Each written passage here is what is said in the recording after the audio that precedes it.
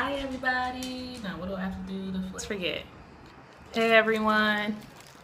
I'm gonna give people a little bit of time to join, and then I'm really gonna jump in and get straight to it because actually I'm just killing a little bit of time because I didn't get to scope earlier this week.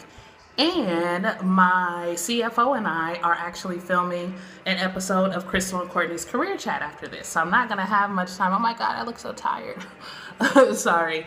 I'm not going to have much time to spend on scope right now because we will be interviewing Ari Takata Vasquez. And I'm so excited about that because Ari is the owner of the store where we're having our networking event. Super duper cool. I think I saw someone named Andrew join. Hi, Andrew.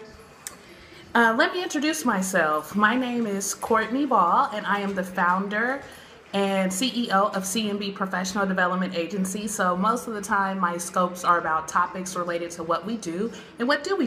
We provide an avenue for millennial women of color to network, learn, and succeed. We are a nonprofit organization, started about 2 years ago, and I love it. It is my passion. It is what God put me on this earth to do, help young women navigate through their careers.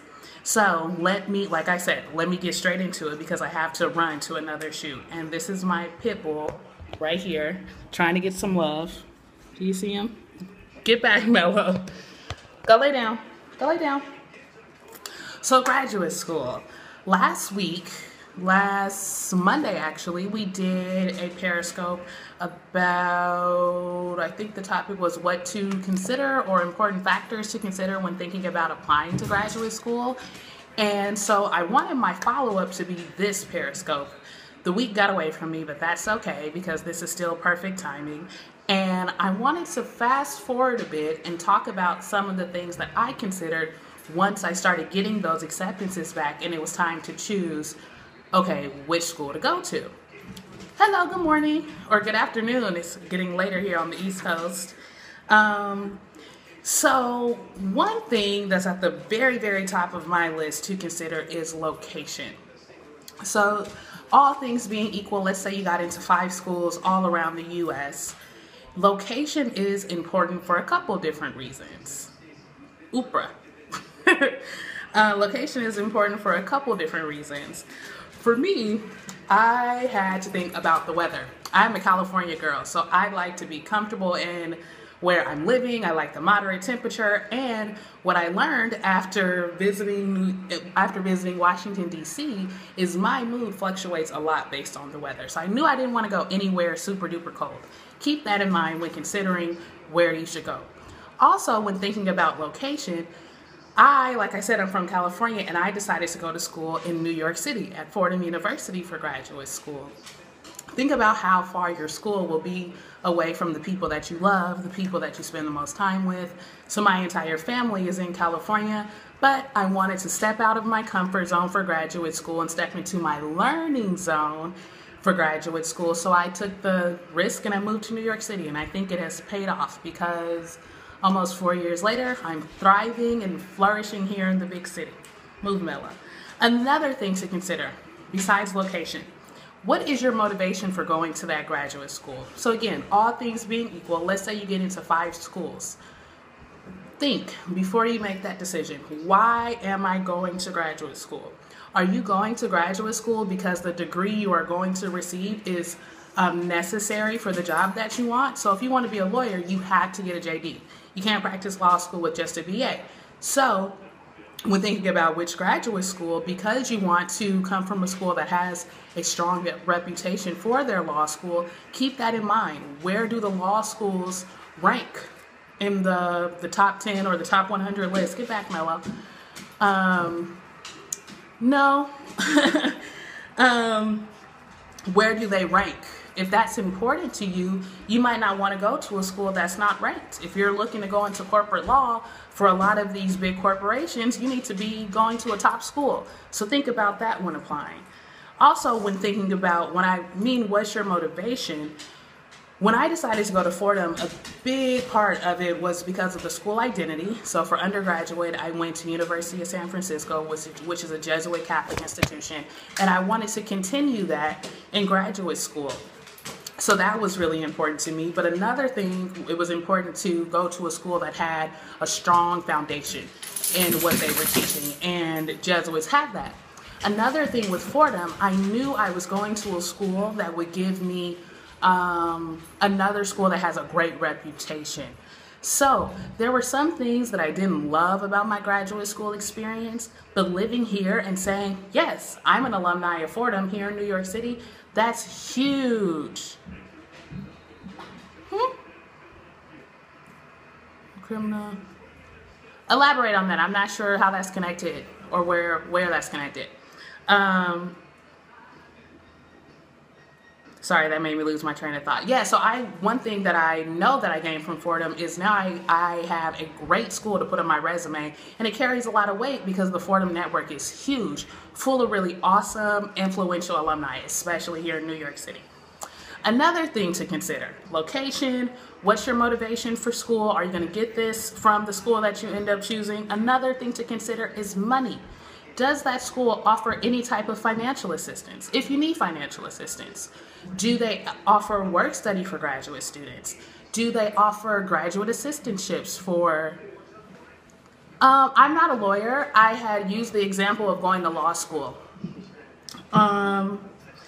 Do they offer graduate assistantships? I talked about on a scope a couple last week that graduate assistantships, sometimes not only will they give you a stipend, they'll also pay you tuition remission, which is really, really cool. No problem.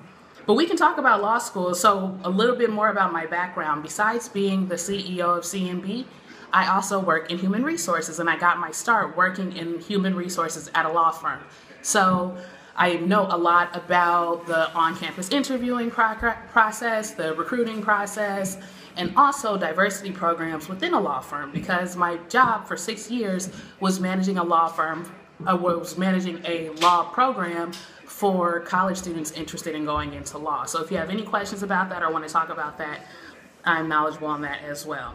So you want to consider money when going to grad school, especially if you need financial assistance.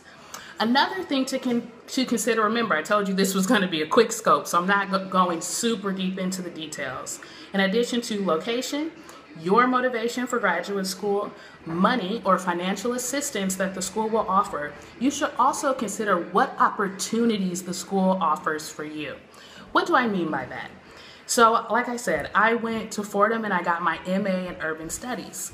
One thing, in hindsight, one thing I wish I knew more about was the opportunity to attend conferences as a graduate student, to get published academically, I wish I had more resources and knew more about that, because once I got to grad school, I knew if I wanted a PhD or to go on to law school, which was my plan then, I knew I had to be published. But it was really, really hard for me to actually get connected to those opportunities. So when looking for a graduate school, if that's something you're interested in, make sure, or look, these are some things you can look out for. Look out for a graduate student association. My GSA helped me immensely. Once I found a conference that I was interested in on my own, I went out, I applied, I got accepted, my abstract was accepted, I presented a paper there, and then I turned around and I said, hey, what resources can I use at Fordham? And my GSA actually covered part of my registration. Very helpful, right? So when thinking about a grad school, look out for a GSA or a graduate student association, or if you're specifically in your trade school, so to speak. So if you're look for a Black Law Students Association. You can also look for a special interest group like that. Also, look to see if the school you're interested in has a professional office that is equipped to handle these things. So look and see if they have an office that is staffed by full-time professionals at the school that specifically help graduate students with these services. It's really, really important, because although I love my undergrad experience, I think one big thing and really exciting thing about grad school is you're producing your own work, your own research, your own thought, your own opinion. And that's really cool, but it can also be it can be difficult, because at the beginning you kind of have to learn how to do that, right? Especially if you didn't come from an undergrad institution that really stressed research and doing your own research projects. So I would say look out for those professional level offices because they'll be able to help you with that. Your professors at the graduate level, sometimes they might not have time because that's just not the way graduate programs are structured. But look out for those offices so you know that you'll be supported, especially if you might need a little bit of extra help academically. So, like I said, very quick scope, some things to consider, and I would even make a list. If you have been accepted or you're applying to a bunch of graduate schools, make a list and make your pros and cons. And these are just a couple things to consider that I think can be really impactful to someone's experience in grad school. So those things were location, your motivation for graduate school, money or financial aid available, and opportunities available for students. Thank you so much. If you go to the CMB Facebook page, you can find the link for the career chat. We're going to film that right now, and it'll be up on our Facebook page and our YouTube page in about 30 minutes. Have a great day, everyone. Bye.